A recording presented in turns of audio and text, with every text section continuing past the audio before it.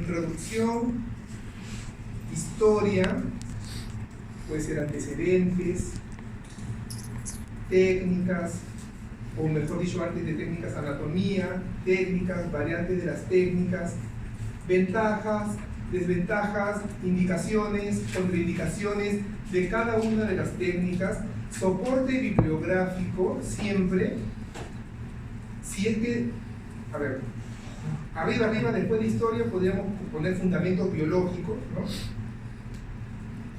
Y siempre acompañado con referencias bibliográficas y al final, sugerencias y conclusiones. Creo que he dicho más o menos un esquema general. Se los apunto. ¿Los escribo o está bien? Mejor. Hay algo más que necesitaba de contarle, que siempre estoy toda la semana diciéndole que voy a decir, no la cambié.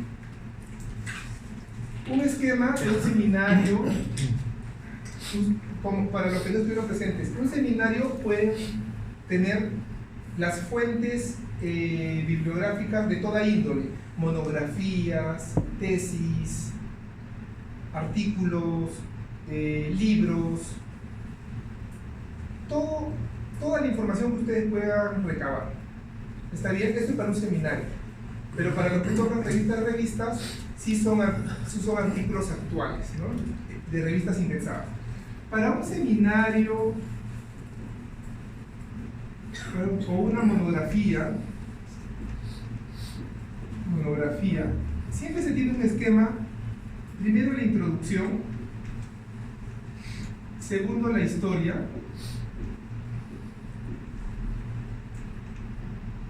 después vienen fundamentos biológicos si fueran necesarios, técnicas, variantes de las técnicas acá, si hay variante 1, variante 2,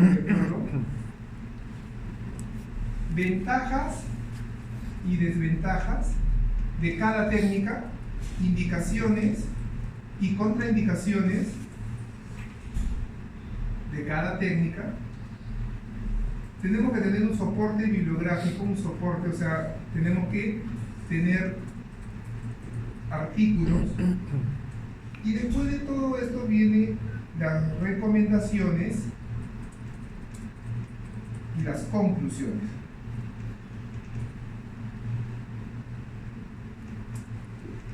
¿Este esquema lo va a tener todos los temas? No.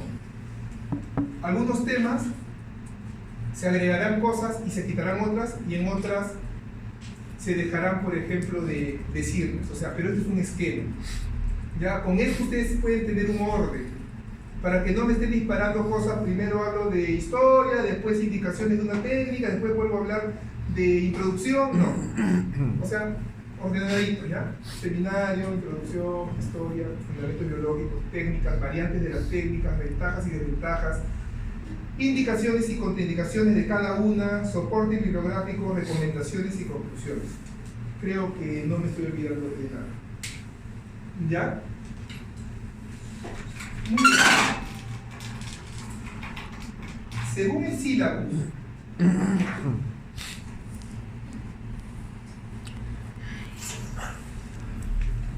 vamos a comenzar. Ya, eso es lo que sí. ¿Mucho frío? ¿Pago? Ya, algo que tenía que decirles también.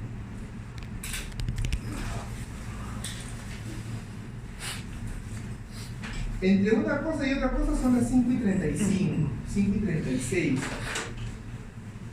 El día que le toque exponer a alguien, por favor, ese día, solo ese día, por favor, tienen que evitar operar, llegar temprano a clase y poder armar absolutamente todo el seminario, ya el PowerPoint, para no demorar.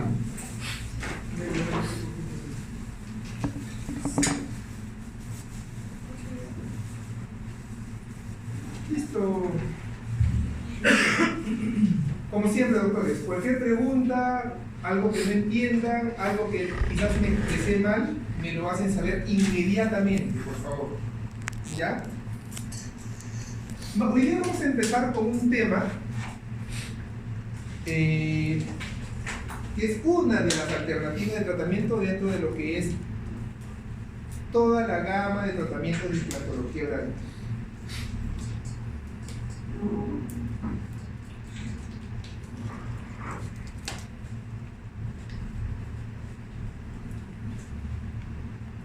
¿Reconocen a este caballero? ¿Reconocen a este caballero? ¿Sí? ¿Todos lo conocen? Este señor se llama Per Ingvar Braneman. Y gracias a este señor nosotros estamos aquí reunidos, porque es considerado el padre de la implantología oral moderna. Este caballero, de nacionalidad sueca, es traumatólogo. Bueno, fue traumatólogo, médico traumatólogo. Y él en ningún momento quiso desarrollar la filosofía de implantes dentales, ni quiso descubrir lo que era la implantología. Pero fue una casualidad de la vida. ¿Alguien sabe la historia de este caballero? ¿Cómo fue que se inició con la implantología o los implantes dentales? ¿Alguien? ¿Alguien? Así es. Así es. Entonces, cuando los implantes estaban superados.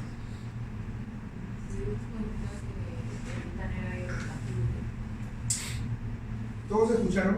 Fuerte y claro. Por favor. De nuevo. Él estaba experimentando con los conejos y hizo unos dispositivos de titanio con unas cámaras. Entonces, al ponerlos en la piel de los conejos, luego un tiempo los quiso sacar y no pudo. Entonces se dio cuenta que el titanio, el material que estaba usando, era biocompatible con el hueso. Y ahí empezó a desarrollar. Entonces, esta es una historia breve.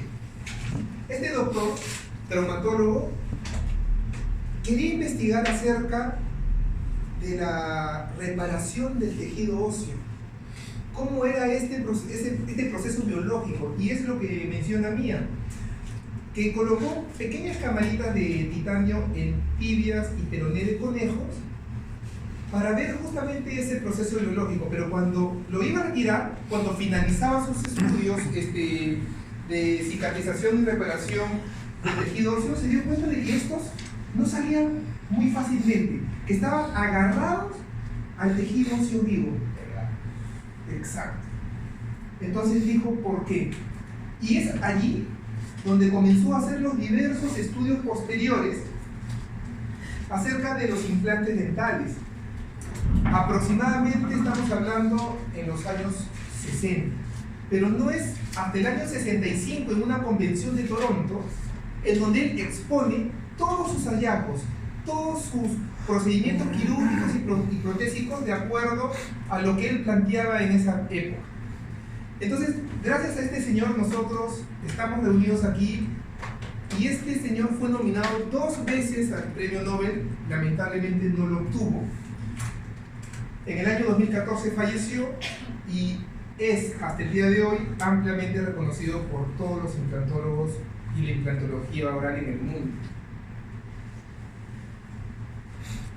Pero siempre les diré que la diferencia entre ser un especialista y quizás poner implantes dentales es los procesos y fundamentos biológicos por los cuales nos permiten llegar a un buen tratamiento.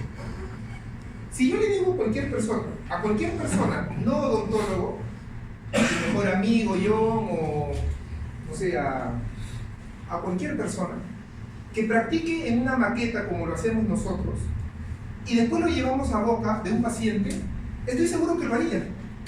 Y estoy seguro que ese implante funcionaría. Pero lo que nos hace especialistas es justamente saber los fundamentos biológicos, del por qué son las cosas, del por qué deberíamos actuar de una manera o actuar de otra manera, basado justamente en estos procesos. Para nosotros entender ¿Cómo funciona la carga inmediata? Tenemos pilares fundamentales, los cuales son tres: estabilidad primaria, condiciones de carga y ferrulización de los implantes. Y estos tres pilares fundamentales van a depender de la técnica quirúrgica, de la longitud, diámetro y ancho del implante, de la calidad y cantidad ósea, del número de implantes que se va a colocar, del diseño protésico y de los hábitos que tenga el paciente.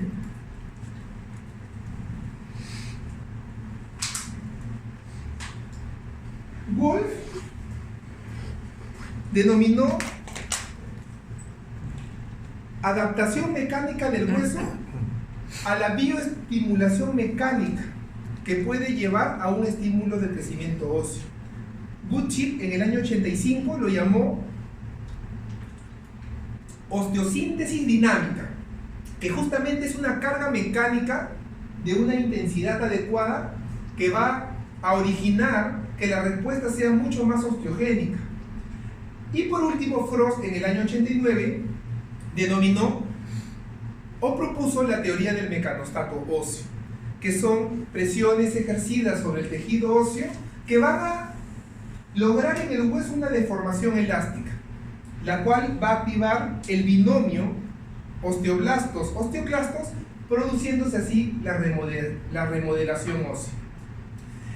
Estos tres conceptos tratan de explicar que presiones o fuerzas dirigidas o fuerzas controladas dirigidas al hueso van a crear una mejor osteogénesis y van a formar un tejido óseo de mejor calidad.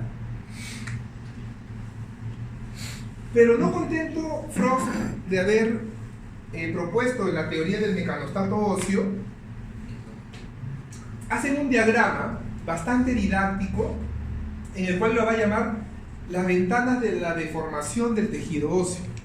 Esta primera va a ser cuando el hueso recibe de 0 a 50 micrómetros. Eso quiere decir que nosotros en esta parte del hueso no hay una actividad, hay una zona de inactividad en el cual se va a atrofiar. Es por eso que para que entiendan esta ventanita tenemos que entender lo que es el RHO. El RHO es justamente un coeficiente que se da entre el hueso neoformado y el hueso reabsorbido. ¿Ok? Y de ahí viene lo que es el número 1 con la primera ventana de la inactividad, en el cual se va a producir una atrofia. O sea, quiere decir que el RHO es negativo. Va a haber mayor reabsorción que el hueso neoformado. ¿Hasta ahí todo claro? A ver, doctores. Ya, excelente. Frost, en el año 89, crea un diagrama para poder entender justamente, de acuerdo a cuánto es la presión del hueso, qué es lo que sucede con esto. Si el primero, que es la zona de inactividad, es una parte del hueso que solamente recibe de 0 a 50 micrómetros de movimiento, ¿ok? Entonces, aquí se va a dar el RHO negativo. ¿Qué es el RHO? Es el coeficiente entre el hueso neoformado y el hueso reabsorbido. ¿Entiendes? O sea, es ese fenómeno que es aposición y reabsorción, lo que también ¿cómo se llama? Utilizan los ortodoncistas cuando jalan con las ligas o cuando jalan con los fierros. Justamente se está creando aposición y reabsorción, aposición y reabsorción. Cuando esto esté en un balance, ahorita les digo, cuando esté en un balance se va a dar la segunda, que es el hueso laminar sustituye el reticular ideal en implantología, RHO 0, o sea, están en equilibrio. ¿Cuál es el RHO 0? La segunda ventana, que es una ventana de adaptación. Y el rango está de 50 a 150 micrómetros. ¿Vamos bien? ¿Vamos bien? Sí, el inactivo cuando hay mayor reabsorción, o sea, quiere decir, negativo, es cuando hay mayor reabsorción, o sea, quiere decir que hay una atrofia. O sea, que el hueso se chupa, se reabsorbe. Porque hay mayor reabsorción que aposición o neoformación de hueso.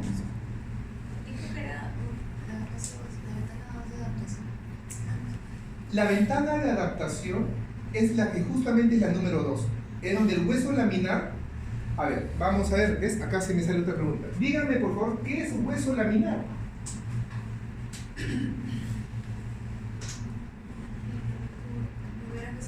No, miren acá. El hueso laminar sustituye al hueso reticular. ¿Cuál es el hueso laminar? Le voy a apagar. ¿Cuál es el reticular?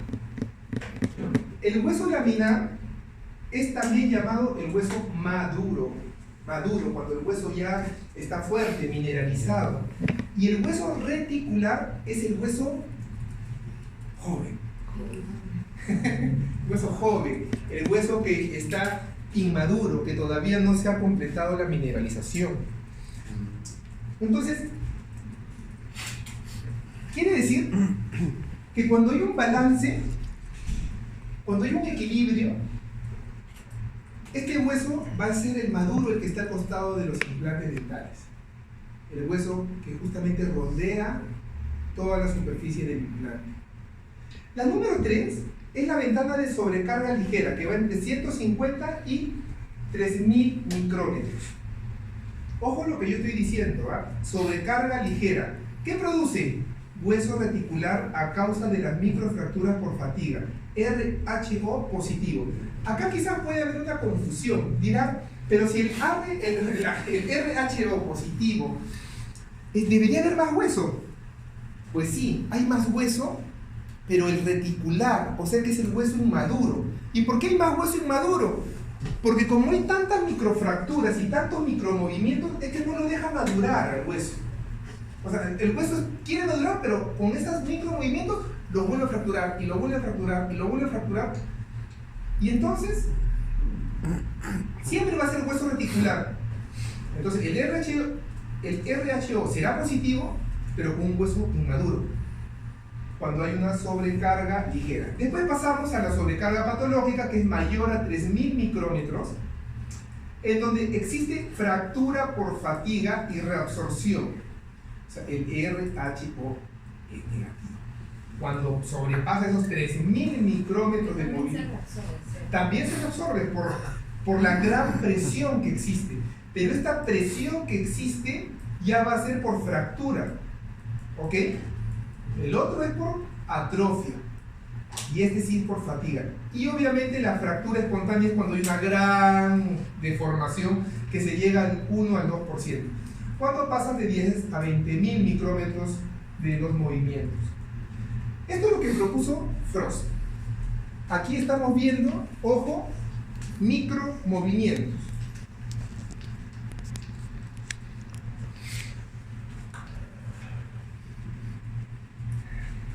Otra definición que debemos siempre tener en cuenta es la estabilidad primaria, no solamente para carga inmediata. Después vamos a hablar un poquito más.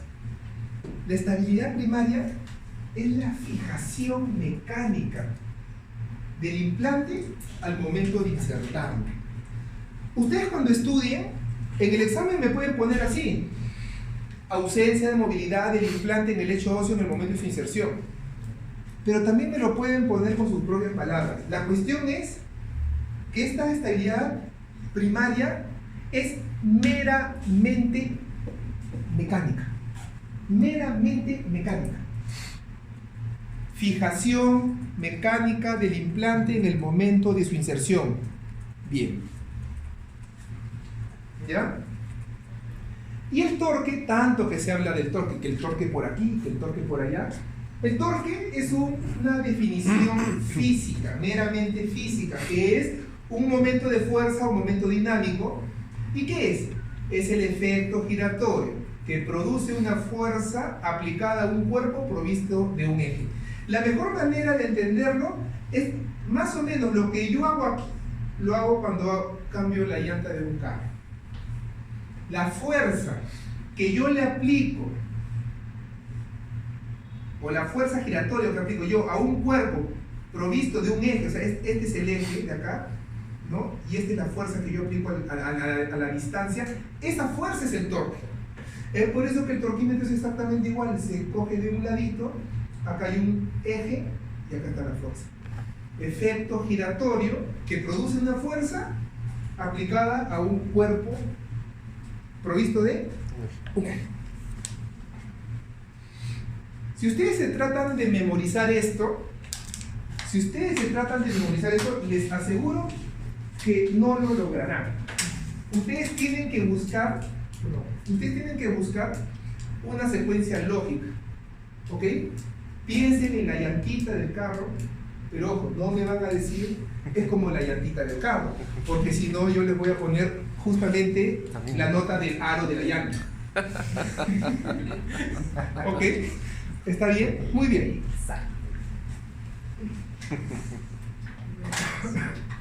Piñeiro en el año 2005, estamos hablando de hace más de 10 años, casi 15 años. ¿Qué decía él? Él hizo un estudio en donde quería comparar la correlación entre el torque de inserción y la supervivencia del implante. Entonces, yo le digo a John, no entiendo, ¿qué es torque? Es la fuerza que se ejerce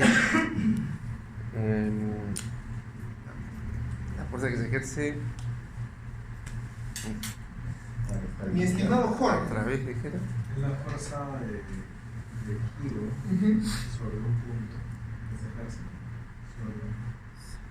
Mi estimado Wilson. Es una fuerza que se hace para poder estabilizar, o fijar y estabilizar al implante.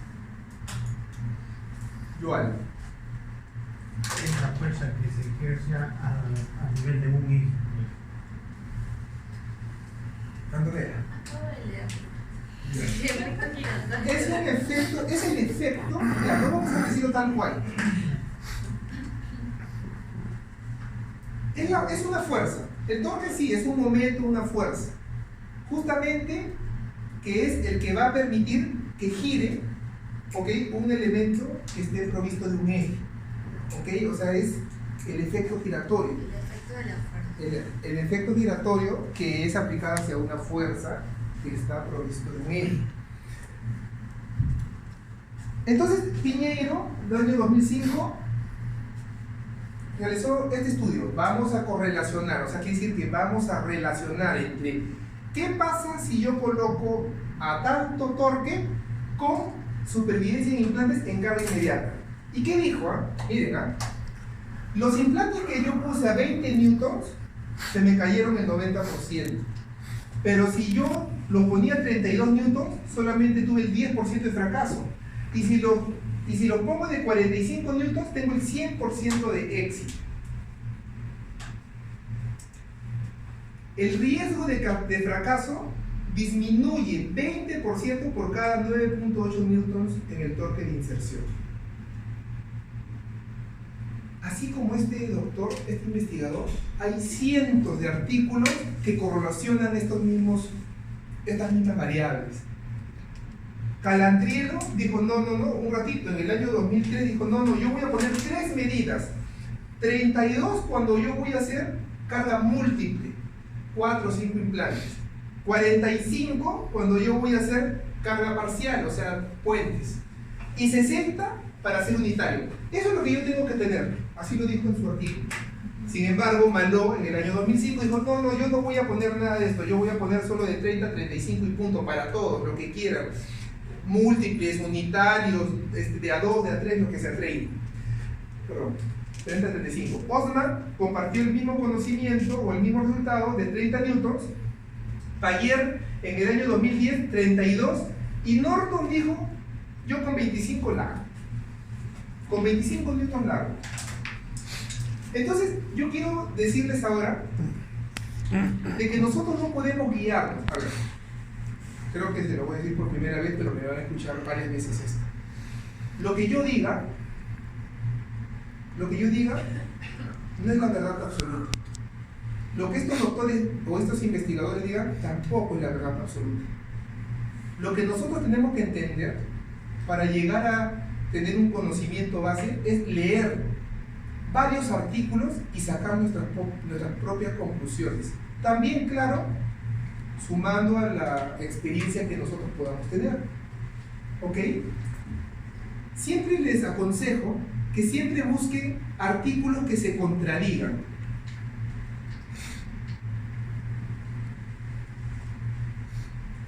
Ragambedra. Ragambedra en el año 2005 realizó este cuadro en el cual, estas curvas, en el cual van a diagramar, y esto sí te los tengo que apagar por la luz aquí. Acá está. Estas curvas van a graficar la estabilidad primaria, la estabilidad secundaria versus el tiempo.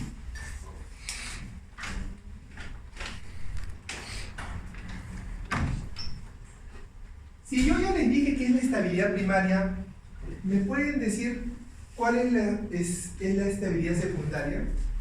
¿Alguien, por favor? Así es. ¿Escucharon todos? El nuevo hueso que se... ¿Escuchó el doctor Lorraine? Muy bien. La estabilidad secundaria es también llamada osteointegración. ¿Ok? Después van a comenzar a leer acerca de la estabilidad terciaria, pero no viene al caso en este tema. ¿Qué es lo que dijo Ragambedra? Ojo, que esto lo vamos a utilizar siempre. El primer día donde yo pongo mi implante es aquí. El primer día. O sea que aquí yo estoy solamente valiéndome de mi estabilidad primaria. Ok, día 1. Acá quizás esté un poquito menos de 100 porque ellos contabilizaban después de la primera semana. ¿Ok? Y obviamente la osteointegración en la primera semana es 0. No desde cuando colocamos el implante recién se comienza a hacer todo ese proceso maravilloso que nos va a explicar la doctora Paola con la doctora Mía en su clase osteointegración. Entonces recién vamos a comenzar a ver la osteointegración. Entonces el día 1 está en 0. ¿Ya? Pero ¿qué es lo que pasa? Mientras la semana transcurre, la estabilidad primaria va bajando y la estabilidad secundaria va subiendo. Pero ¿dónde se encuentran ellos? En la tercera semana. ¿Qué año estamos hablando, doctor Yo? 2005. En el año 2005 no existían los tratamientos de superficie que existen ahora, no existían técnicas quirúrgicas, o mejor dicho, más estudios de técnicas quirúrgicas que nos ayuden a mejorar esta estabilidad. Pero en condiciones generales, a la tercera semana, si yo, doctores, coloco un implante, aquí a 40 newtons de torque, que es un torque totalmente deseado, para mi tercera semana yo voy a tener menos del 50% del torque. ¿Cuánto es menos del 50? Quizás 15. ¿Ok? 15 newtons de torque es una estabilidad muy pobre. Quiere decir que a la tercera semana yo no puedo tocar mi implante, pero ni siquiera con la vista. ¿Ok? Con este recuadro, entonces nosotros podemos realmente tener el fundamento biológico en el cual yo puedo decir que hasta mi primera semana del 1 al 2, ¿hasta dónde estoy? Es el 100%. Y hasta aquí nomás nos quedamos para que podamos hablarlo más adelante. Perdón. No. Se pasó.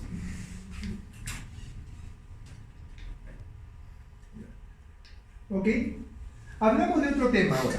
Tabasum, en el año 2011, realizó un estudio en donde iba a investigar cuánto torque y cuánta respuesta reparativa ósea tenía justamente el tejido óseo cuando se le aplicaban diferentes técnicas del subfresado. Sabemos que la técnica del subfresado es, por ejemplo, si yo tengo que fresar 5 fresas para luego colocar mi implante, si yo veo que mi hueso es muy blandito, en vez de usar las 5 fresas, uso solo 4. Entonces, después de la cuarta, coloco mi implante. En situaciones de menor calidad ósea, ya no voy hasta el cuarto, voy hasta el tercero. Eso se llama subfresado, ¿ok? Y eso es lo que hizo Tabassum. Miren acá, colocó 24 implantes de 4.2 milímetros de diámetro en cresta ilíaca de cabra. La evaluación histológica fue a la tercera semana y se vio el porcentaje del VIC. El VIC también es la osseointegración, doctores. El VIC en inglés se llama Bone Implant Contact, el porcentaje del contacto del hueso con el implante. Utilizó 3 diferentes técnicas quirúrgicas, uno del 5%, otro del 15% y otro del 25% de subfresado. Las finales de la fresa es 4, 3.6 y 3.2 milímetros. ¿Qué pasó? Que aquí, cuando yo utilizaba la técnica de subfresado del 5% y del 15%, teníamos un porcentaje de osseointegración similar. Pero cuando se utilizaba mayor subfresado, bajaba radicalmente a 32%. Entonces, él dijo, la nueva formación ósea fue más pronunciada en la técnica de los 2 primeros. ¿Ok? ¿Y qué pasó después? En la conclusión dijo que la compresión excesiva del hueso, cuando hay una diferencia entre el implante y el diámetro final de la fresa, es mayor al 15%, va a resultar en una respuesta inferior del tejido óseo en las etapas tempranas de reparación. No puedo subfresar menos, según este artículo. Pero ustedes más o menos me entendieron, doctora Brunella, ¿sí? O más o menos. Más o menos. Yo te voy a explicar. Mira. Vamos a ver. Luces, doctora Antonella. Vamos a hacer acá. Ya. Miren. ¿Todos entendieron lo de la técnica de subfresado? No mucho. ¿Todos entendieron la técnica de subfresado? Ya, yo les voy a explicar. Cuando ustedes han hecho el taller preclínico con las marcas que han venido hace una semana, 2 semanas, lo voy a poner acá porque si no es muy bueno. Ustedes quizás tengan que usar la primera fresa, la segunda fresa, la tercera fresa, la cuarta, y de ahí ya colocan el implante. ¿Ok? Así más o menos fue la práctica de ese día, ¿no? Se coloca la primera fresa, la segunda fresa, la tercera fresa, la cuarta y el implante. La técnica del subfresado es cuando tenemos una calidad de hueso menor, quiere decir tipo 3, tipo 4, un hueso muy blando. Entonces cuando yo veo eso, quito las últimas. Al quitarme la última, por ejemplo, si la lanza es de 1.8, pasamos a la de 2.2, pasamos a la 2.8, 3.5 para el 3.75, supongamos ese sistema. Ya, vamos a ver. Imaginemos que la primera fresa es de 1.8, 2.2, 3, este es 3.5 y este es el implante de 3.75. ¿Ok? Entonces, si es un hueso tipo 2, no muy duro, por ejemplo, tipo 2, yo uso esto, 1, 2, 3, 4 y coloco el implante. La técnica de subfresado es que si yo no paso esta fresa, entonces yo me quedo en el diámetro de 3, o sea, el orificio que yo estoy creando en mi implante es de 3. A 3.75, entonces el implante va a entrar más ajustado. ¿Estamos? ¿Sí? Si inclusive yo tengo un hueso demasiado blando, yo quito el de 3 y solamente coloco 2.2 y coloco el implante. Como la discrepancia entre el implante y la última fresa es mayor, voy a encontrarlo más ajustado todavía. ¿De quién es este lapicero? Ya. Eso se llama técnica de subfresado. Tabassum dijo, si solamente hago el subfresado del 5 al 15%, voy a encontrar buena reparación ósea, o sea, quiere decir que voy a encontrar un buen nivel de osseointegración.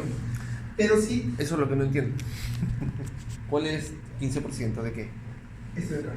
En la O sea, cuando hay menos fresado. Acá está, mira. Mira. Siguiendo este ejemplo. El 5% es que yo iba a colocar de 4.3. Perdón. 4. Ya. El 4. Ese es cuando es 5%. ¿Por qué? Porque va a haber una discrepancia del 0.2. ¿Ok? Si yo dejo al 3.6, o sea, ya no le paso la fresa de 4, sino lo dejo en 3.6, entre 3.6 y 4.2 va a entrar más ajustado el implante. Este es del 5% y este es del 15%. Y 3.2 es del 25%. O sea, quiere decir que aquí yo voy a conseguir mayor ajuste. ¿Y mayor ajuste qué es? Mayor estabilidad primaria. ¿Y mayor estabilidad primaria qué es? Mayor torque. Mayor torque. Mayor torque. ¿Qué tal? ¿Cómo vamos? Pero menor. O sea, pero su resultado es menor. O sea, Según el artículo, este artículo de Tabasum,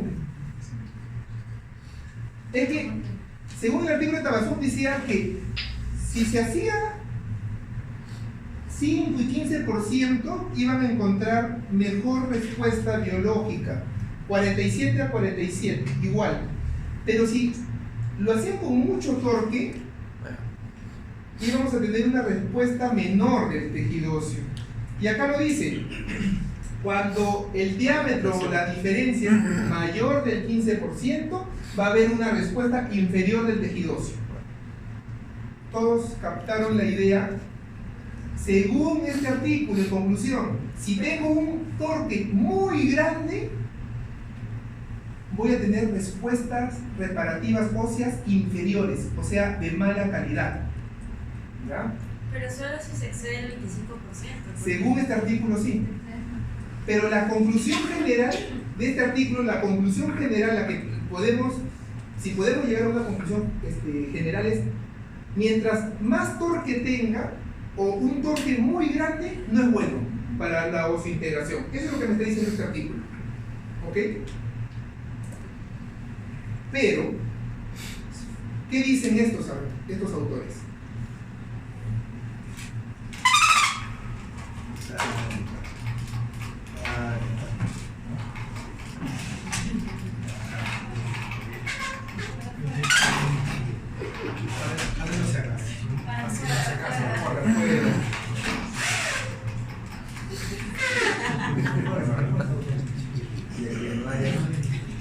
Te voy a venir a...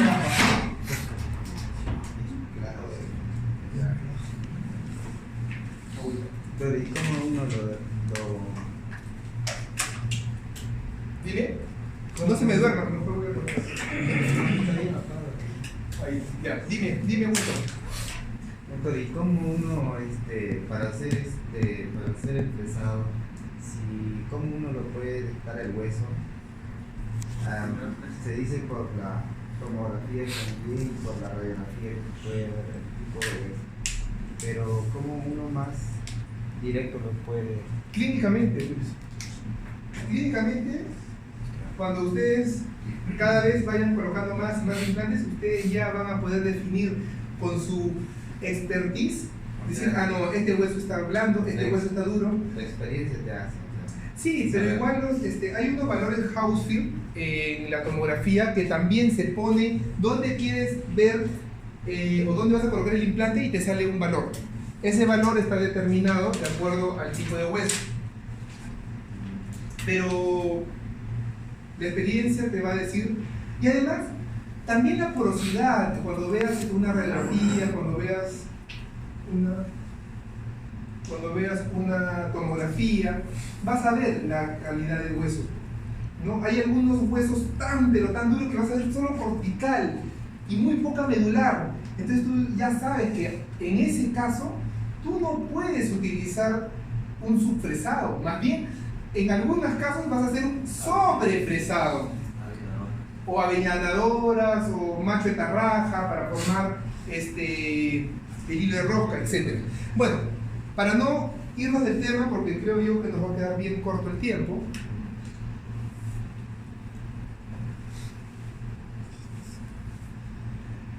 yo dije hace un ratito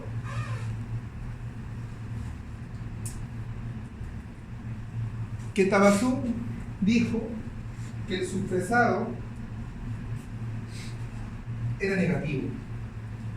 Pero ya les vuelvo a decir, siempre busquen la contraparte. De Giri y Piatelli dice que fuerzas de torsión muy altas es desfavorable en el hueso. Comparten la idea de Tabasum. Pero ¿qué dice Constantino en el 2004 y Trisi en el 2011? Que yo sí prefiero un torque altísimo, cerca a 90, que es una barbaridad ahorita. Pero ellos decían en ese entonces que 90 es un torque altamente deseado para conseguir la osseointegración y sobre todo si es que yo voy a hacer carga inmediata. Le creo a uno, no le creo a otro, o cuando tengo poco torque me pego a mi conveniencia. No. Para eso tenemos que nosotros seguir leyendo y poder justamente llegar a una mitad, a una conclusión. Y también les digo de acuerdo a sus experiencias. Testoy y colaboradores dijo que con carga inmediata yo consigo más VIC, o sea, más osseointegración que un implante convencional. Igual lo dice Rochi y colaboradores en el 2013, con un 92.9 versus 81.4.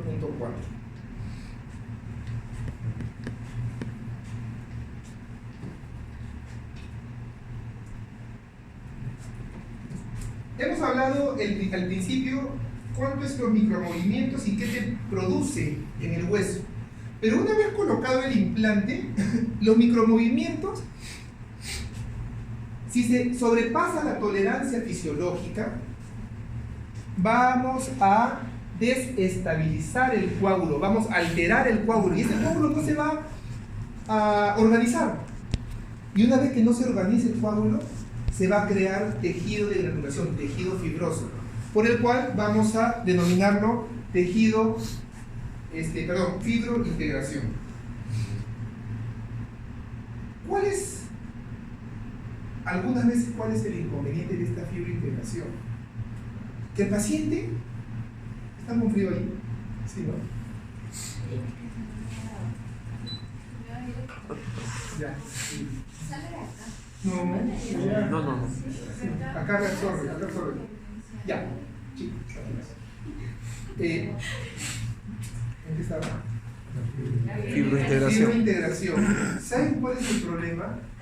Que algunas veces no causa nada de sintomatología.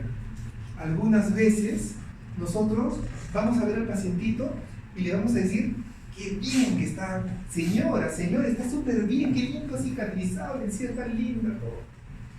Ay, gracias doctor, usted es un trome, sí, no, nunca me hizo doler nada, qué lindo.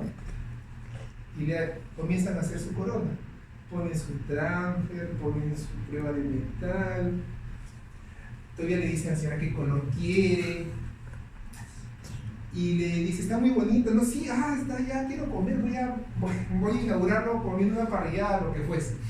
Entonces tú, feliz porque vas a recibir tu platita, ya sabes que con tu platita te vas a ir a Mángora, el día de la instalación vas a torquear y se te va en banda. Y cuando quieres sacar el tornillo, porque no te explicas qué ha pasado, la señora solamente dice: ¡ay! Y comienzas a desenroscar y el tornillo sale con implante y todo. Pero doctora, usted me dijo que estaba bien, que estaba hermoso, y hoy día me dice que ya se salió el implante. Sí, se salió el implante. Algunas veces es así. Algunas veces sucede que justamente cuando ya queremos coronar, porque esta señora, yo estoy harta de este señor que me llama mañana, tarde y noche y me dice que no puede comer, justo sucede estas cosas. ¿Y cómo le explicas a la paciente? ¿Cómo le explicas a la paciente que no fue tu culpa? Y la paciente no es dentista y la paciente no va a entender, entonces tú, como buen dentista, te pones la capa de héroe y dices: yo me voy a preocupar de todo, señora, usted no se preocupe de nada. pasa. Esa es la fibrointegración. Nunca le dolió, nunca le salió un proceso infeccioso, ni una fístula, nada. Algunas veces sí. Radiográficamente tampoco. Algunas veces radiográficamente no lo puedes identificar muy claramente. Además, también hay veces que solamente por un ladito hay la osseointegración, pero por el resto no hay. Pero ese poquito no te aguanta el torque necesario para eso. ¿Ok? Entonces, esas cosas no te lo dice un libro. Lo van a tener que pasar. Lo van a tener que pasar porque lamentablemente sucede. ¿Ok? Pero ¿cuál es el límite de tolerancia biológica? El límite de la tolerancia biológica es de 100 a 150 micrómetros. Si uno excede estas micras, nosotros estamos quizás tristemente condenados al fracaso. Por eso mucho ojo, porque ahorita lo que estamos viendo es sobrecarga inmediata. Yo te estoy diciendo de que voy a enterrar mi implante. Seguimos. ¿Qué es esto? Ya, protocolo de carga en implantología oral. Los protocolos de carga se han venido estudiando y discutiendo por años. Y hay dos escuelas importantes. La Asociación Europea de Osseointegración y el famoso International Team of Implantology, que es el ITI o ITI. ¿Ok? ¿Te es Argentina, no? ¿O no? ¿No tú no? No, ya. Entonces, en el año 2009, ¿qué dijeron? La carga inmediata es la prótesis instalada en oclusión dentro de las 72 horas. Ojo con esta palabra, prótesis instalada en oclusión. Porque si yo le pregunto a mi amigo Yorlane, ¿qué es carga inmediata en el examen de post? Es colocar la prótesis dentro de las 72 horas con el dolor de mi corazón. No es correcta la respuesta. Es colocación de la prótesis en oclusión dentro de las 72 horas. Esto es según el EAO. La carga convencional es la prótesis instalada en oclusión después del periodo de cicatrización de 3 meses en la mandíbula y 6 meses en la maxila. Restauración inmediata es la prótesis fijada a los implantes dentro de las 72 horas sin contactos oclusales. Muchas veces decimos, vamos a hacer carga inmediata. Pero lo que estamos haciendo realmente es restauración inmediata, porque estamos dejando libre los contactos oclusales. Generalmente esto ocurre cuando hacemos un sector anterior, una premolar. No ocurre en arcadas completas. ¿Qué dicen nuestros amigos del ITI? Que la carga inmediata es aquella que nosotros colocamos la prótesis dentro de la semana. ¿Ok? La prótesis instalada en oclusión dentro de la primera semana. La carga convencional después de los 2 meses y la carga temprana entre la primera semana y los 2 meses de haber colocado los implantes dentales. Entonces mi amigo Andy, el doctor Andy, siempre se va a acordar que tiene que poner en oclusión. Prótesis en oclusión. ¿Ok?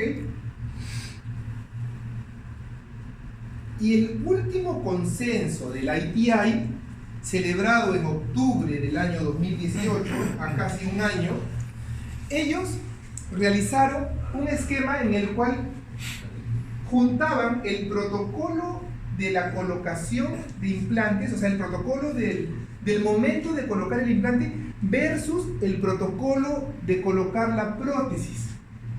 Y de ahí hicieron un mega estudio. Gallucci dijo, a ver, vamos a ver, esta es la nueva, entonces, el nuevo consenso de la ITI, entonces hay que ponerlo juntos. ¿Qué significa implante inmediato? El implante inmediato es aquel implante que se coloca el mismo día de la exodoncia. ¿Todos correctos? Yo no estoy hablando del implante que se coloca después de 4 semanas de la exodoncia, no. Implante inmediato es el mismo día, o sea, yo extraigo el diente y coloco el implante. El implante temprano tenemos tipo 2 y tipo 3. El implante temprano tipo 2 es cuando se coloca el implante entre la cuarta y octava semana, de la exodoncia. Yo tengo el artículo y se los voy a pasar. Además, yo tengo todo el consenso, creo que son como 600 hojas, que lo podríamos incluir en todo, ¿no es cierto? Porque ustedes, ahí en ese artículo, ustedes van a leer, o sea, punto por punto, a qué es lo que se refiere. Pero yo se los estoy resumiendo. El tipo 2 es entre la cuarta y octava semana. Y el tipo 3, entre la 12ª y 16ª semana después de la exodoncia. ¿Estamos? Colocación del implante. ¿Pero por qué?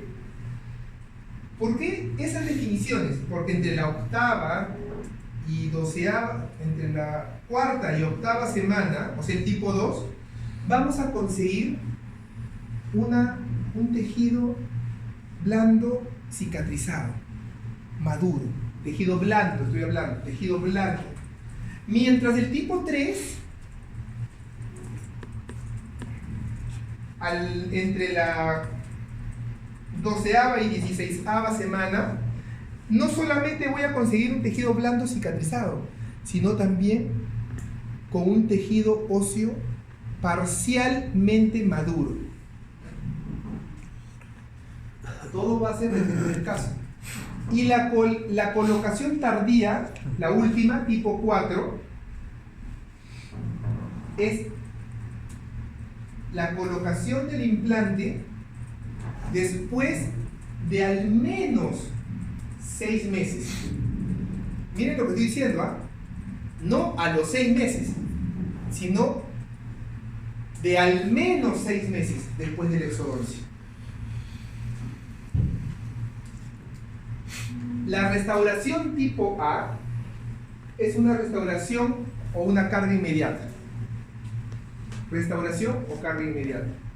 La tipo B es una carga temprana y la tipo C es una carga convencional. Entonces,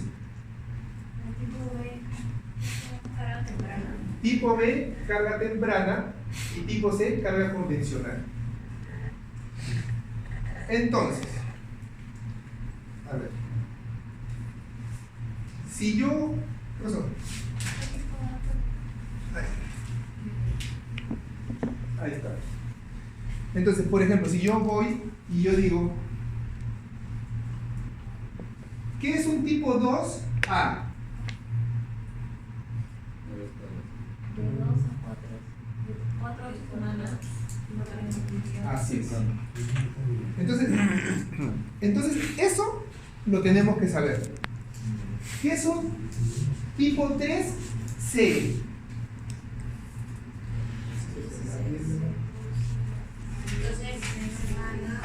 ¿Ah? Entonces, más o menos ya se están dando cuenta de la importancia de este cuadrito, pero no es todo.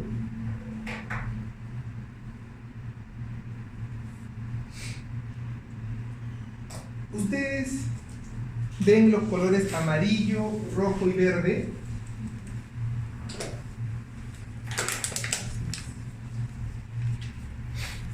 Y vemos que dice CD, CD, SCD, SCD, SIP, ¿no es cierto? Acá está a la izquierda la nomenclatura. CD es documentado clínicamente, lo amarillo. CID es en rojo, clínicamente, y bueno, es insuficientemente documentado clínicamente, CID, y CWD es documentado bien documentado clínicamente y validado clínica y científicamente. SCD, estos de verde. ¿Qué es lo que trato de decirles, doctores? Nos han dado la facilidad, Galucci y colaboradores, de realizar muchísimos metaanálisis y revisiones sistemáticas. Han llegado a la conclusión de que esto verde es un tratamiento seguro. Está totalmente evidenciado de que esto nos va a dar buenos resultados. El amarillo acá está, lo amarillo, que solamente está documentado clínicamente. Cuando dicen documentado clínicamente quiere decir que a la doctora Brunella sí le sale ese tratamiento, pero al doctor Yualdo lamentablemente no le sale esa técnica. Entonces no se sabe muy bien. Y lo que está en rojo, obviamente, que hasta podrían decirlo que lo toman como experimento. ¿Qué es lo rojo? Colocación del implante tipo 2 y 3, con carga inmediata o con carga tardía.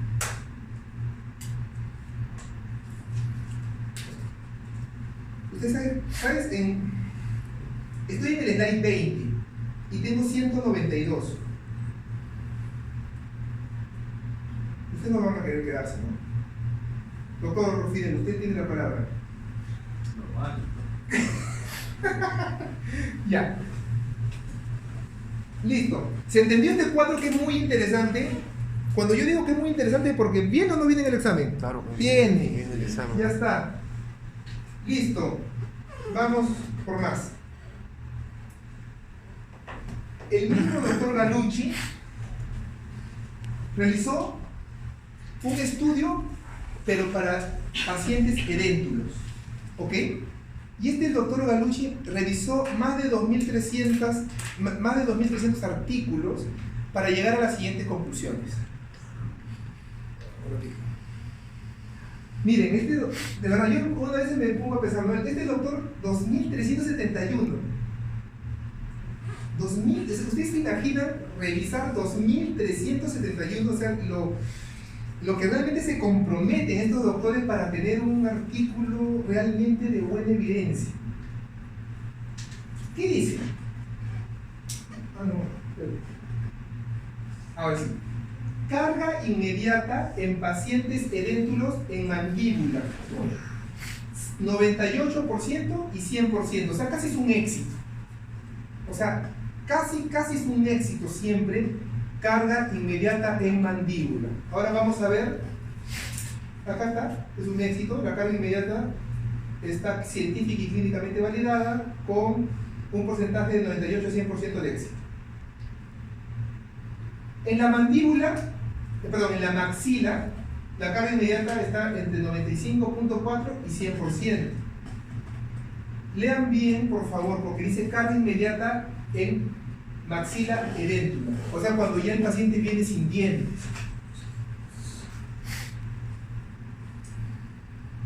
Ahora vamos a leer cómo baja para carga inmediata en carga inmediata, en colocación inmediata, o sea, sacamos los dientes y colocamos los implantes en mandíbula. Baja a 87.5%. Entonces, si yo le pongo verdadero o falso, mejor pronóstico en una carga inmediata es en una mandíbula edéntula o en una mandíbula dentada para exodoncias. ¿No es cierto? Están captando lo que es 85%. Tenemos que solamente clínicamente documentada. No, me pasé uno, ¿no? Espérate. Perdón.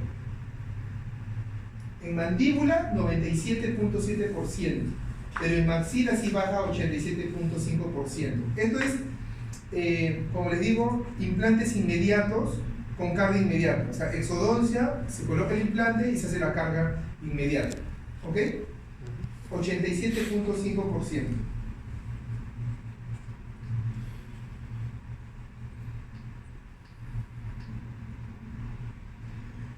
Y Benick, en el año 2014, realiza un estudio similar, pero solamente para unitarios.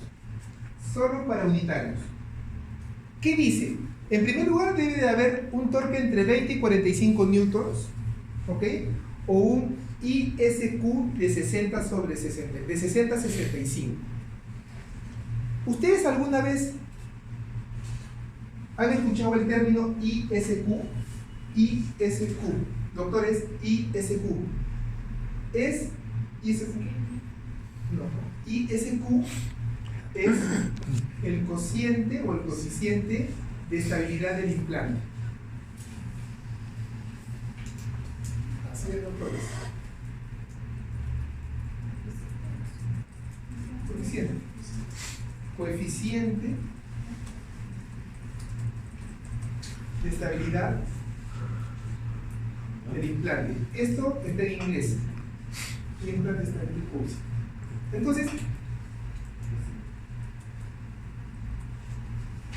ahora que yo comento el ISQ, y espero por favor que lo revisen, es una manera de poder llegar a determinar la estabilidad primaria. La estabilidad primaria no solo se puede dar a través del torque, sino también a través del ISQ, porque es un análisis de frecuencia de resonancia y es mucho más exacto. Pero el problema está que el equipo cuesta muy caro y para nuestra realidad nacional, miren, si un torquímetro cuando te lo venden puede costarte 200, 300, 400 dólares y nos parece wow. El equipo más famoso de análisis de frecuencia de resonancia se llama Postel. El Postel puede llegar a costarte quizás 3.000, 4.000 dólares.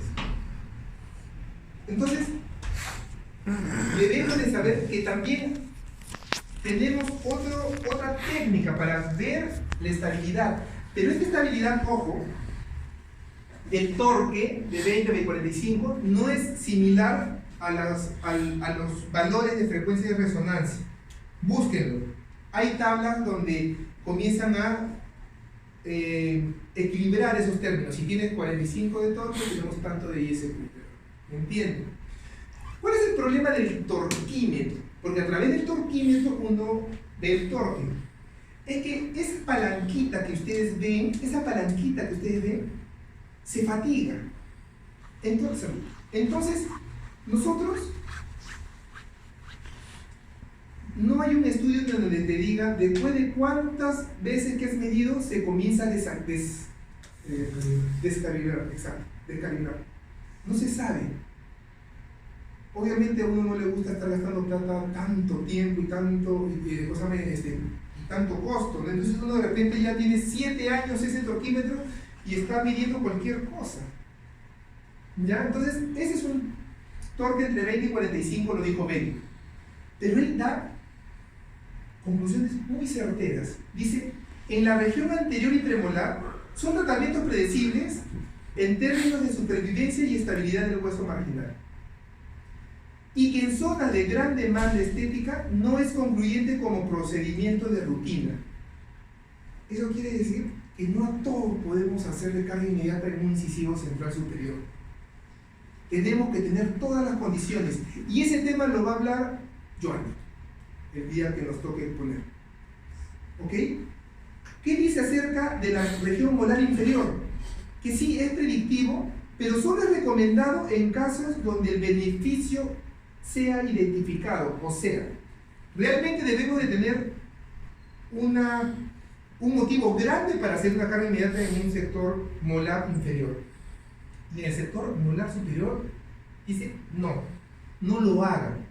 Si ustedes realmente quieren que su tratamiento sea mucho más predecible, no hagan carga inmediata en molares superiores. ¿Ok? Muy bien. Gracias.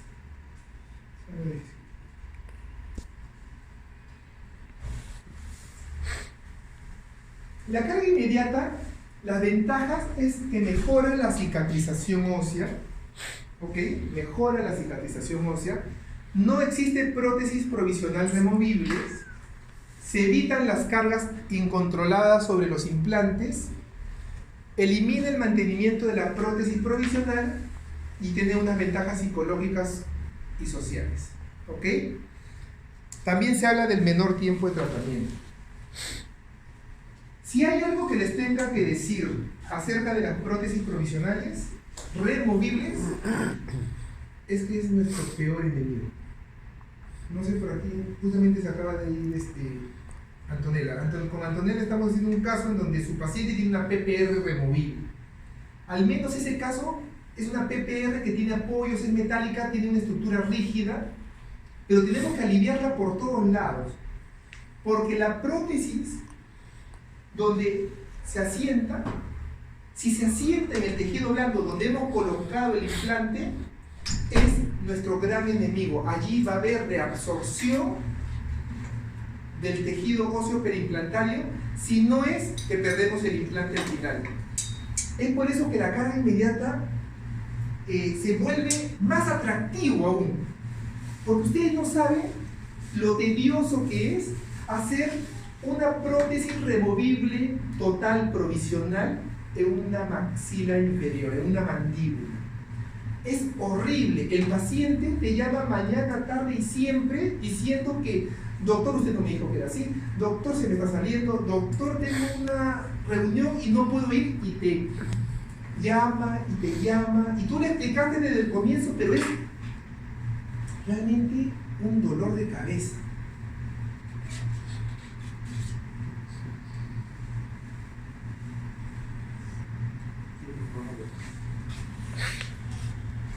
En el enemigo, mejor dicho. ¿Ya? Y escuchen, y otra cosa, cada vez que nosotros vayamos a hacer el rebasado, tenemos que hacerlo el rebasado con un material noble, un material bueno, un material de alta calidad, una silicona de rebase de tejidos o de, ¿cómo se llama?, de recondicionar tejidos, el Mucopre. Ese para mí, en el mercado nacional, o sea, en el mercado que nosotros tenemos, no he encontrado un mejor producto con el Mucopre. El Mucopre es un condicionador de tejidos, pero a base de silicona por adición. ¿Es caro? Sí, pero vale la pena. ¿Sí o no? Muy bien. ¿Por qué ventajas psicológicas? Es obvio las ventajas psicológicas. El paciente se va con algo firme. No es que en verdad el paciente que no desea carga inmediata y tengo que colocar algo así, es que habla y se le cae. No se le puede retener de nada abajo. Está todo operado, está sangrando, está con los puntos allí. Es algo que tienes que comentarle sí o sí al paciente. Señor, señora, usted no quiere carga inmediata o no se le puede hacer carga inmediata, entonces antes de yo operarlo o operarla, le tengo que decir lo siguiente: la prótesis que va a tener abajo se le va a mover, la prótesis le va a fastidiar, no va a poder comer bien con la prótesis. Pero doctor, ¿cuántos días? Hasta que terminemos el tratamiento, porque no lo va a poder hacer. O al menos hasta que tenga cicatrizadores, en donde los cicatrizadores hacen como que si fuera una especie de pilar y ahí se retiene algo. Pero hay que ser claros con los pacientes. Por operar, no le vamos a decir, va a quedar perfecta desde el primer día. No, señora, no se preocupe. No, díganle las cosas como son. Prefiero que se retire antes que nos haga un problema eterno. Arriba también es pesado, pero es más llevadero.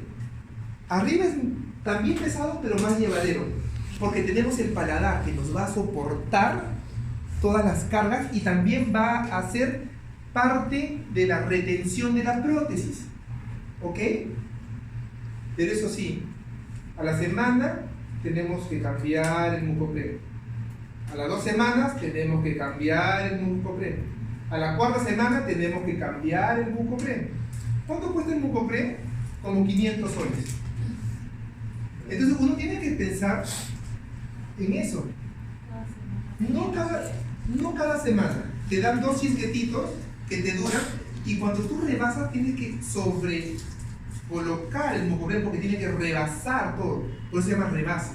Rebasa todo y cuando tú vas asentando y ves que todo va fluyendo, va doliendo el bolsillo. Porque es así. Entonces todo eso se tiene que considerar. Porque si tú vas a hacer este tratamiento, lo tienes que hacer con lo mejor. Ahora, ojo. Cuando el paciente viene a operarse, dicho esto, dicho todo lo que estamos conversando, todo tiene que estar firmado. Porque el paciente tú le hablas hoy y mañana no se acuerda de lo que dijo. De veras. Todo, por favor, doctor Wilson, todo firmado. Entonces, Esas son las ventajas de una carga inmediata. Las desventajas, a ver si me ayuda esto. Ya. Las desventajas es que una carga inmediata de una arcada completa tiene que tener bastante conocimiento. Tiene que haber una coordinación eficiente con el laboratorio dental. Y esto se los digo porque, miren,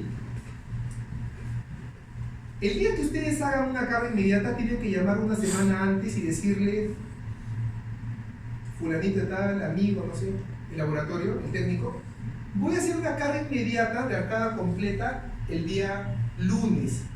Ese lunes tú lo tienes que comprometer a tu laboratorista o a tu técnico que esté para ti.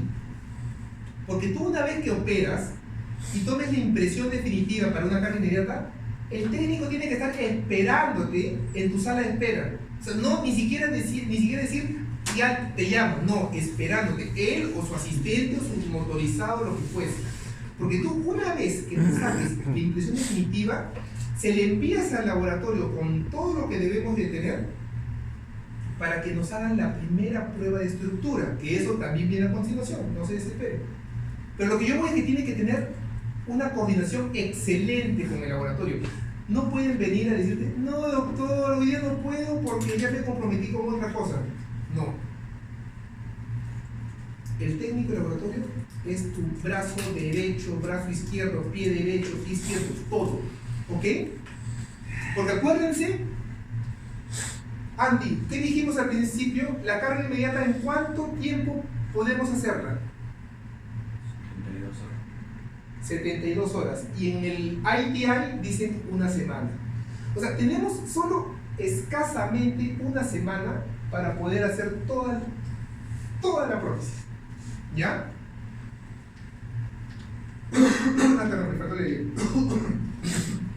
Ya, el costo es mayor, es mucho mayor, porque esta carga inmediata generalmente se hace la primera y cuando se estabilizan los tejidos se vuelve a hacer una carga inmediata para ya la definitiva, ¿no? Hay muchos que ya con la experiencia podemos quizás hacerla todo definitiva, pero el costo es mayor porque tienes que tener todo doble, aditamentos protésicos, pilares, ya lo van a ir entendiendo, pero el costo es mayor.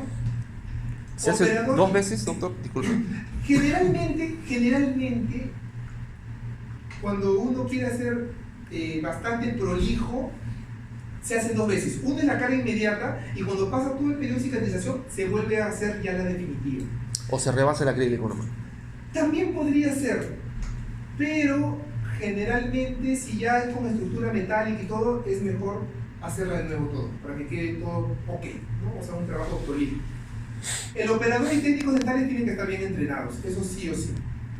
Las indicaciones, cuando hay una adecuada calidad ósea, cuando hay una adecuada altura ósea, cuando hay una adecuada anchura ósea, los implantes tienen que ingresar con un torque adecuado y tiene que haber un adecuado espacio integral. Estas son condiciones clínicas odontológicas. Obviamente, también está que el paciente sea sano, ¿no? Las contraindicaciones, justamente, médicas, hábitos parafuncionales, ausencia adecuada de estabilidad primaria y altura y anchura óseas inadecuada. O sea, quiere decir, si el paciente viene y me dice, doctora Brunella, ¿sabe qué? Soy un paciente anticoagulado y no me puede quitar mi warfarina. No, pues ya ese paciente, ya olvídense nomás, ese paciente que lamentablemente le hacemos una prótesis total adecuada, ¿no? Lo segundo es, si vemos hábitos parafuncionales de esta magnitud en donde me va a destrozar lo que yo le ponga, entonces en la vida puedo hacer una carga inmediata, porque yo sé biológicamente lo que sucede cuando hay una gran carga oclusal y va a haber unos micromovimientos mayores a los 150, que se va a fracasar el implante. Entonces eso yo ya lo sé, entonces yo no voy a poder hacerle una carga inmediata en este tipo de pacientes. Si yo feliz me encuentro porque mi paciente me aceptó mi carga inmediata, voy todo listito, todo mi personal está ok para la carga inmediata, llamo al laboratorio, me dice estoy aquí en su consultorio, pero lamentablemente en la cirugía no me torquean los implantes. Es una sensación de tristeza eso porque tú ya habías programado todo y pues no lo vas a hacer porque no lograron atorquear los implantes. Dentro de la cirugía pueden pasar 1000 cosas por la cual no llegamos a un buen torque. Moraleja, siempre se le dice vamos a tratar de hacer la carga inmediata, señora, señor, tal por el lo que sea. Vamos a entrar con todo preparado para la carga inmediata, pero solo lo vamos a realizar si es que los implantes entran con buen torque. ¿Cuánto es un buen torque, doctor John? Dependiendo del autor, puede ser a partir de 50. 25, 35, 50. 40, 45. ¿Quién da más? 40, 40. Entonces, un torque generalmente adecuado está por los 35 para arriba, sin exceder los... Se habla ahora de aproximadamente los 60, 65 minutos. ¿Ok? Señora, vamos a entrar con todo, pero mire, vamos a ver, si es que torquea, perfecto, si no, lo dejamos para lo convencional. ¿Qué es lo convencional? Es taparlo, suturar y esperar su integración. Muy bien. Son 10 para las 7. Hasta ahorita, hasta aquí, ¿alguna pregunta? ¿Algo que haya quedado en duda? ¿Alguna sugerencia? ¿Algo? Dígame, doctor Wilson, ¿algo?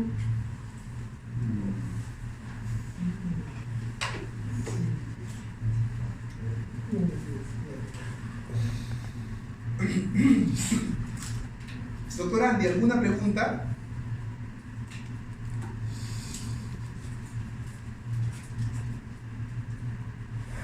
¿Se ha entendido? ¿Hay alguna forma de ver el torque? O sea, de ver, por ejemplo, para ver la estabilidad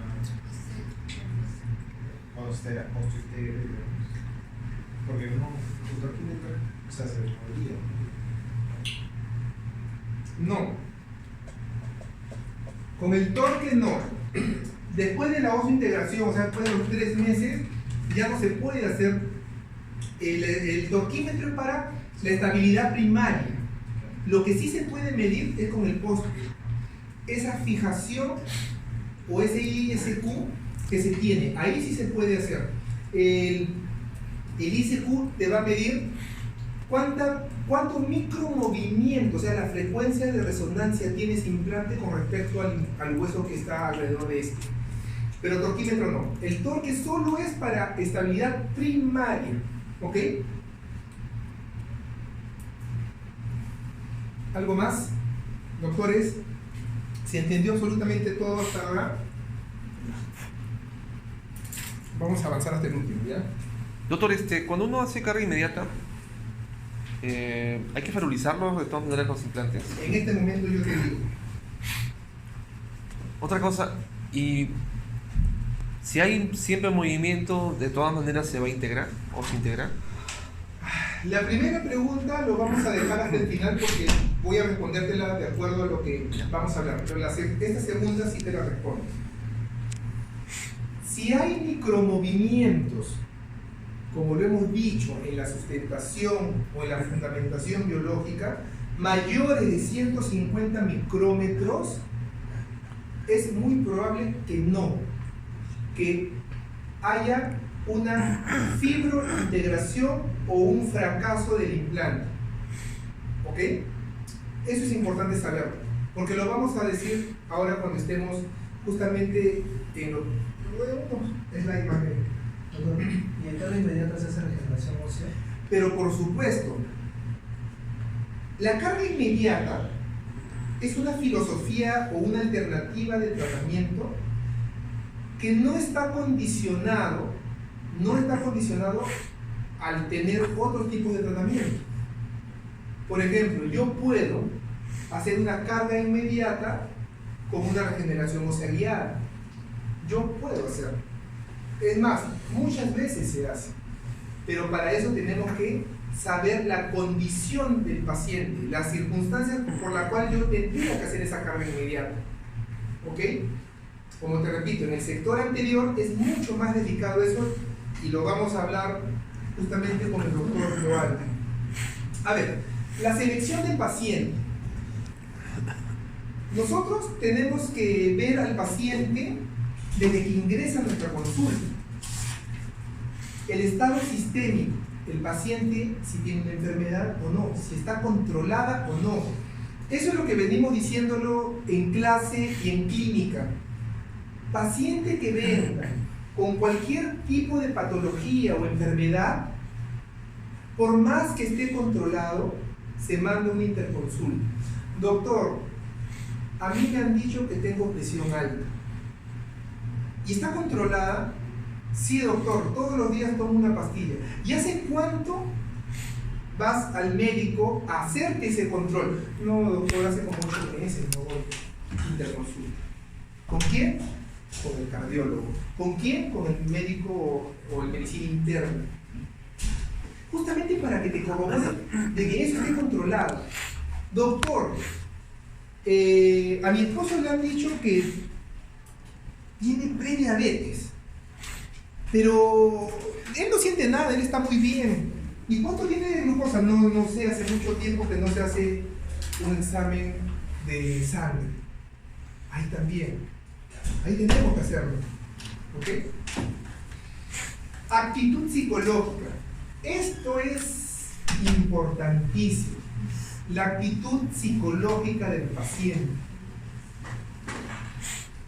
Si la paciente no te entiende lo que le quieres explicar en cuanto a los problemas o disconfort que puede presentar este tipo de cirugías, si es que te presiona a hacer algo o no acepta lo que tú le vas a decir, en verdad mejor no.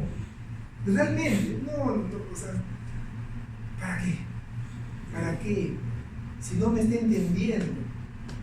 Señora, le estoy diciendo de que lamentablemente sus condiciones no van a dar para hacer una carga inmediata por esto. O decirle, señora, yo recomendaría que en una molar superior no se haga la carga inmediata por esto. Y la señora te presiona a hacer algo que tú sabes que puedes tener problemas, pues no lo haga. Entonces, este perfil psicológico del paciente es importantísimo, es por eso que se pone si el paciente es receptivo, si el paciente es histérico, si el paciente es, con problemas psicológicos, lo que fuese. Porque el paciente receptivo es aquel paciente que te escucha, es el paciente que confía en ti, es el paciente que realmente entiende que dentro de la cirugía también puede ocurrir cosas, ¿no? La evaluación extraoral y electoral la sabemos ampliamente, ¿ok? Y acá está, obviamente, líneas bipupilares, línea media, línea de la sonrisa, tenemos el perfil antero-posterior,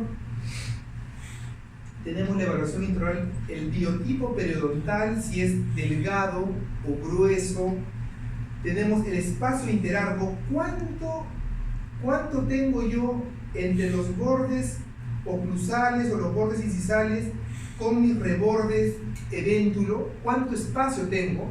Eso también es importante para saber si va a entrar mi barra metálica, si va a entrar mis dientes después. Todo eso hay que verlo, el espacio interargo. Calidad y cantidad ósea, tenemos que obviamente ver si tenemos hueso y qué tipo de hueso tenemos.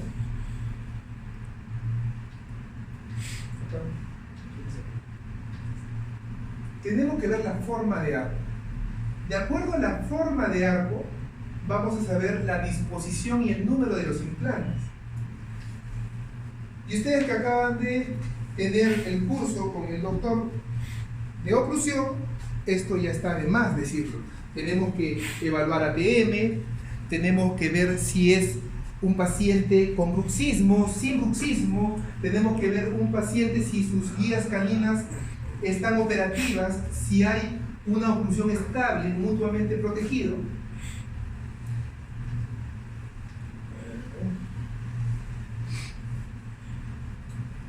y la estética y expectativa del paciente. Nosotros podemos opinar de estética, pero el que da la última palabra es el paciente. Ustedes muy bien saben que la belleza es subjetiva. Lo que me parece bonito para mí, para mi paciente quizás no lo sea, o no tenga esas expectativas. Entonces, eso también, siempre tenerlo en cuenta. Si la paciente me dice que no le gustan las cirugías, que quiere un tratamiento conservador, un tratamiento que esté al alcance quizás de un presupuesto bajo, no le vamos a pensar ya en cambio inmediato en la vida. No empujemos tampoco al paciente a hacerse tratamientos que más están en nuestra cabeza que en su cabeza.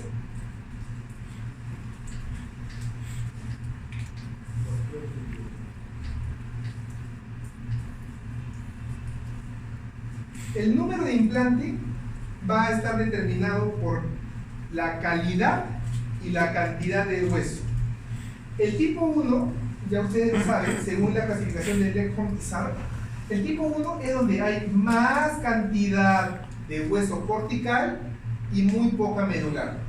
La segunda es que este hueso cortical disminuye y el hueso cortical disminuye y el hueso medular se amplía. El número 3 es cuando tenemos una fina o delgada capa de hueso cortical y abundante hueso medular. Y el cuarto es cuando casi es inexistente el hueso cortical y está bastante poroso o espaciado el hueso medular. Calidad y cantidad es de Mitch y Judy de acuerdo al tiempo y al sector donde ha sido el reborde dentro, ¿no? Ya. El número de implantes va a estar prevista de acuerdo a la fuerza que va a tener esta restauración. No es igual